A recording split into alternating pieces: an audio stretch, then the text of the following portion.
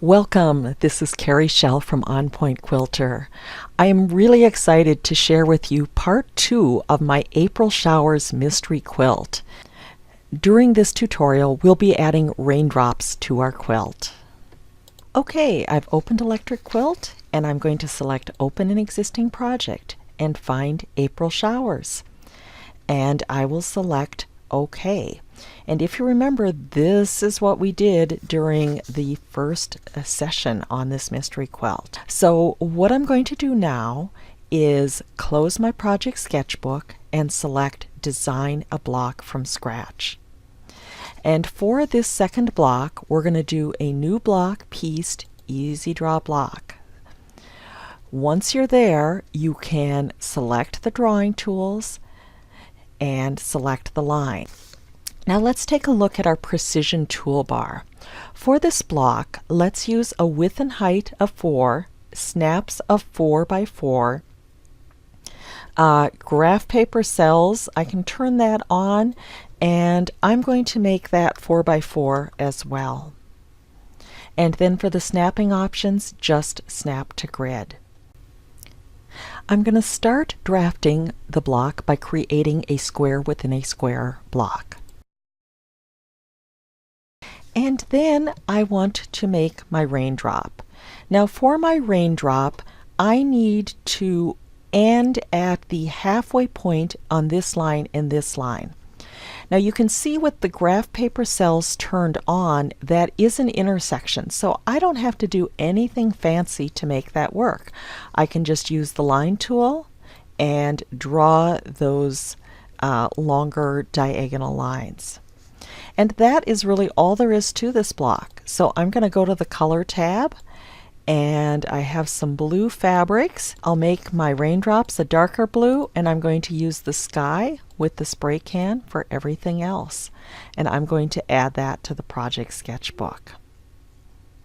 Now I'm going to view my project sketchbook, and on the Quilts tab, I'm going to take what we designed during the last session, and I'm going to select Edit.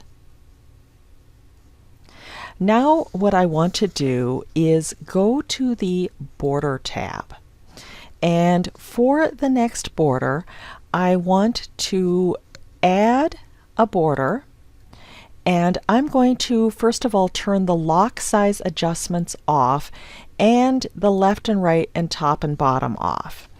And I'm going to turn the left, right, and bottom to 0, and for the top I'm going to type in 4.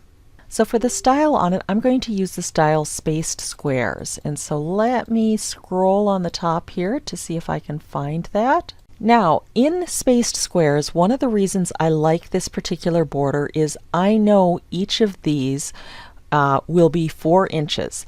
And EQ is going to calculate what the size is of the spacers to make that work. So now I'm going to add another border, and I'm going to select Clone the existing border, mainly because I want that top again, and I'm going to do Add, but I'm going to change this one. And note that this is 16 inches across. So if I have 4-inch blocks, I know if I do a block border, I will have 4 4-inch blocks. So I'm going to change the style to this one to blocks, and I'm going to scroll down, and I'm going to bring the blocks in the border up to 4. Now I'm going to go to the Design tab.